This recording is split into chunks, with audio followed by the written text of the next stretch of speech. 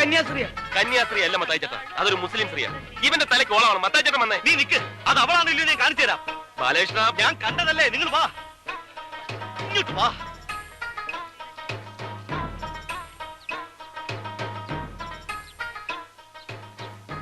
വീരേ,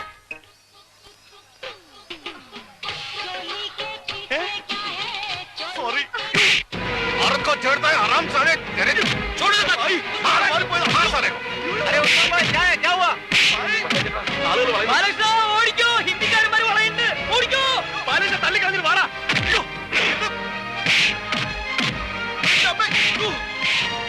വാ മതിയടാ, പിടിച്ചോണ്ട് വരാൻ.